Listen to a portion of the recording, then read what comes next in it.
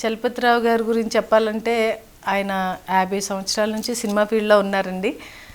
కానీ ఆయన గురించి మొన్న పుకారు రావడం అనేది పాపం ఆయన గబుక్కుని నోరు జారారు అందరిలో. అది ఇంత పబ్లిసిటీ అవుతుంది, ఇంత గోల అవుతుందని ఎవరూ అనుకోలేదు. మా ఆర్టిస్ట్ కుటుంబం మొత్తానికి ఆయన ఏంటి అనేది తెలుసు. చిన్నప్పటి నుంచి చూస్తున్నాను నేను కూడాను. ఎప్పుడు కనిపించినా ఏంద పిల్ల ఎలా ఉన్నావు అని పలకరిస్తారు. కాకపోతే ఆయనకు వచ్చు మాట్లాడతారు, బూతులు మాట్లాడరని నేను అన్ను. సరదాగా అందరిని నవ్వించడానికి చాలాసార్లు చాలా మాట్లాడిన మాటలు ఉన్నాయి.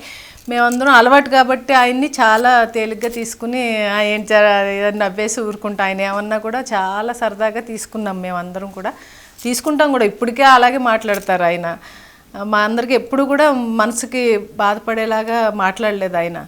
కాబట్టి మొన్న మాత్రం అలా జరగడం అనేది చాలా దురదృష్టకరం. ఆయన టైము అక్కడ బాగాలేదనిపించింది కొన్ని రోజులుని.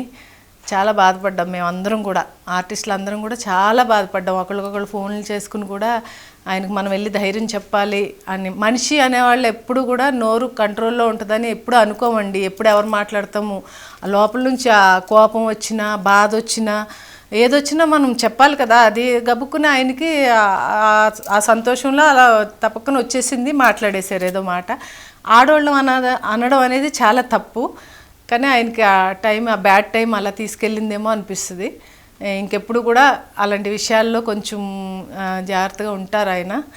ఎందుకంటే ఆడపిల్లలు అంటే చాలా గౌరవం ఆయనకి. అందరినీ చక్కగా పాపం చాలా బాగా మాట్లాడతారు. అదొక్క విషయంలో మాత్రం ఎందుకెంత గబుక్కుని వచ్చేసింది అనేది ఎవ్వరికీ అర్థం కాలే.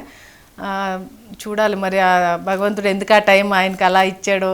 అంటే ఇన్ని సంవత్సరాల నుంచి ఉండే ఆర్టిస్టు ఒక చెడ్డ మార్కు కూడా లేకుండా ఉండడం ఏంటి అని ఏదో దిష్టి చుక్కలా ఇచ్చినట్టు ఆయనకి ఆ నోరు జారడం అనేది ఇచ్చాడేమో.